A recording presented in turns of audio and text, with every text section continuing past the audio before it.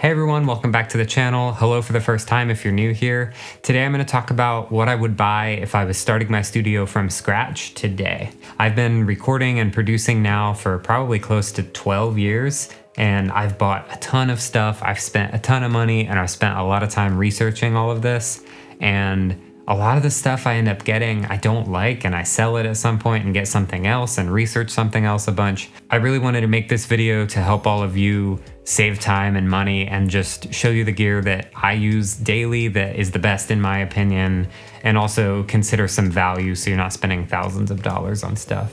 And the following is definitely not an exhaustive list. I use a lot of stuff and I still have a lot of stuff, but it's sort of a desert island list. Like if I just had to grab a few things, or what are the few things I put in my bag and take with me when I go somewhere. The items I talk about today are definitely those items that I use daily and I highly recommend to anyone. Also, it's important to note, none of these items are sponsored. No one paid me anything or gave me anything to make this video. These are all things that I've purchased throughout the years, and I've found that they're the best for me, and hopefully it'll shed some light on something that could be good for you. I would start off with whatever MacBook I could afford, and I would spend as much as I could to spec it out as high as I can, because at the end of the day, I use lots of sample libraries. I'm composing tracks with like 70, 80 tracks sometimes, and I need the processing power. After that, I'd get Logic Pro because that's what I've used for years and I am very fluent in that. After that, I'd get to some hardware and I'd start with my interface. I love the SSL12. I think it's the perfect balance of quality and price, and it's a good amount of I/O for like a mixing room or that type of thing. So I'll get into it a bit. You've got 4 inputs. So that's great for if you're going somewhere like miking a guitar amp, 2 inputs, you could DI 1, you still have another if you want like a room mic. I think 4 is like a really healthy number of inputs to have. You've also got 2 sets of outputs, MIDI, and then you have ADAT in. So if you have like a Focusrite that can do 8 channels of ADAT out, you can actually expand this to 12, which is a healthy amount for drums or multiple people depending on what you're recording. On this side, you've also got 2 headphones, so that's perfect. You show up for like a vocal session, you each can have a headphone, and you've also got 2 instrument inputs, which would bypass the first 2 mic lines. That's enough about this thing. It sounds great. It's relatively inexpensive. I think it's under $400. This is great. Next, the Shure SM7b. This thing sounds great on so many sources, regardless of what kind of room you're in. So you could be in like a bathroom and like something terrible acoustically. This will work great. It's also good for podcasts, voiceovers. I've used it for some previous videos here on my channel. It's great.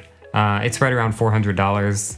It's like, yeah, you medium on the price, but it's great quality, especially for $400. If I could only have one vocal mic, this is it. This is what I would go for because you can take it anywhere. It sounds great on so many things. After that, I would get the Slate ML-2.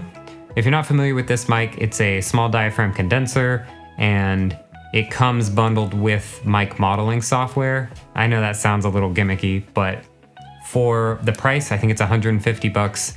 You get a model of basically any instrument mic you'd need. So SM57, 421, a 414, a 47 style tube mic, all of that from this. When I just need one mic to take somewhere, I'm grabbing this, especially for like recording acoustics or electrics or something like that. This is perfect. So I could confidently say that I can make a record just off of these 2 mics, besides drums, because I need more than 2 mics for that, but you get the idea. The next thing that's an immediate need if I were starting a studio is file storage. So I would go and get a Google Drive file plan because I've gone through like, I go through like an SSD hard drive a year.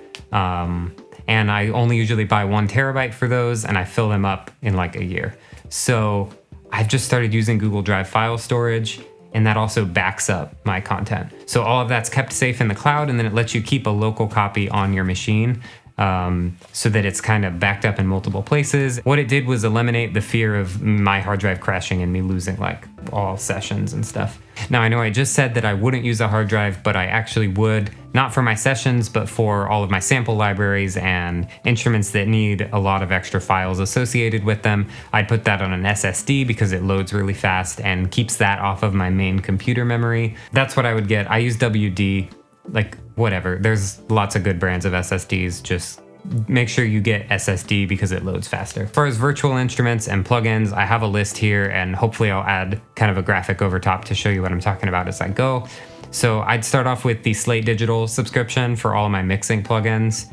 I spent a ton of money on like Waves, Sound Toys, FabFilter, a ton of different stuff. Once I came across Slate Digital, I was skeptical at first because they have a $10 a month charge. I think it's $15 a month now. But what you get for that is tons of plugins, analog modeling, all that kind of stuff.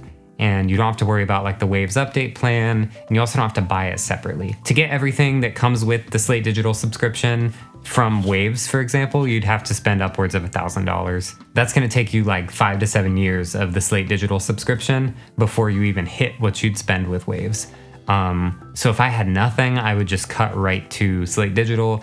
You get the virtual mix rack, especially if you're using this, you're already using virtual mix rack for your mics, and then you just add the plugins right there. It's great on DSP, all of that stuff. So if I could only get like one mixing plugin suite, I'd get Slate Digital. As far as like keyboards, synths, organic libraries, depending on what you're going for and what your budget is, I'd either recommend Native Instruments or Keyscape and Omnisphere. So Native Instruments, I think you can get like a complete bundle for like $500 or $600, and that's gonna come with a bunch of basic stuff. Synthesizers, electronic drums, I think string libraries, a bunch of weird sounds, even some mixing plugins too, in that one bundle. Since then, I think they also partnered with Isotope Ozone to deliver that mastering suite as well. So definitely check out Native Instruments. They've got some good products.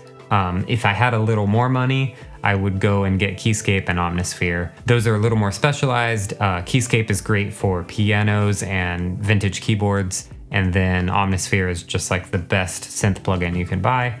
But those two together would run you probably like $800 or $900. So depending on budget and what kind of projects you're doing, you may or may not need that. Finally, if I needed live sounding acoustic drums, I would go with Superior Drummer. I've tried this. I've tried the I think the Steven Slate drums, I've tried Addictive Drummer, and I've tried like the stock Logic stuff. The best by far is Superior Drummer, and you can really get into the nitty gritty of like mixing individual mics and doing multi-output. So you can end up mixing it the way you'd mix a regular drum kit. Again, that's just a quick list of the things I would buy if I were starting my studio from scratch today. It's kind of a lean way to go about it. It's not a ton of stuff, and I could definitely make records with just the stuff I mentioned. If you have any questions, feel free to ask in the comments. I love talking about gear, and I'll talk about gear all day. Thanks again for watching, and make sure you like and subscribe.